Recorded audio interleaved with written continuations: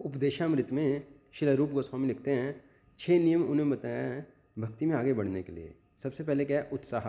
हमारे अंदर बहुत ज़्यादा उत्साह होना चाहिए भक्ति करने के लिए। जैसे किसी ने प्रभुपाद जी से पूछा कि अगर भक्ति में प्रगति करनी है तो क्या चाहिए, तो प्रभुपाद जी ने एक ही आंसर दिया कि डिज़ायर।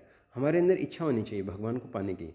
जितनी ज़्यादा हमारी डिज़ायर स्ट्रॉन्ग होएगी उतनी तेज़ी से हम प्रगति कर पाएंगे। उत्साह के बाद निश्चय, स्ट्रॉन्ग डिटर्मिनेशन होना चाहिए।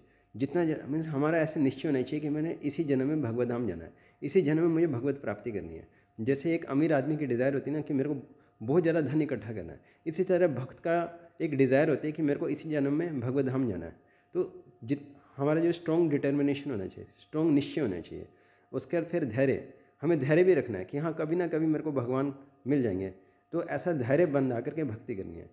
उसका फोर्थ स्टेप है तत्व कर्म परिवर्तनात्। तत्व कर्म परिवर्तनात् का मतलब है कि हमें जो है भक्ति के नियमों का पालन करना है। जैसे भगवान के नाम का श्रवण करना, कीर्तन करना, स्मरण करना, भगवान के अर्चे वगैरह की पूजा करना और भगवान की परिक्रमा करना, गोवर्धन गिरिराज या मंदिर की परिक्रमा करना और भगवान से साख्य भाव रखना, भगवान को वंदना करना, आत्मनिवेदनम, भगवान को कम्प्लीटली सरेंडर कर देना।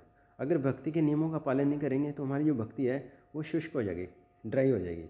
उसके बाद सतो संगात, हमें जो है नॉन डिवोटिस का संग नहीं लेना, केवल भक्तों का संग लेना है। और उसके बाद तत्ववृत्ति ही, जो महान आचार्य हैं, महाजनों ये गतो सो पंथा, उनके फुटस्टेप्स को फॉलो करना है, उनके पद चिन्हों को फॉलो करना है। जैसे जो महान आचार्यों ने किया है, जो राज ऋषियों ने किया है, श्रीमद् भागवत में जितने भी राज ऋषि हैं, ध्रुव महाराज, प्रहलाद महाराज, जैसे उन्होंने किया हमें जस्ट उनके पद चिन्हों को फॉलो करना है। षड्वीर, उसके अगर हम 6 स्टेप्स को फॉलो करेंगे तो क्या होगा कि हमारी जो भक्ति में हम बहुत अच्छे से प्रगति कर पाएंगे। हरे कृष्ण।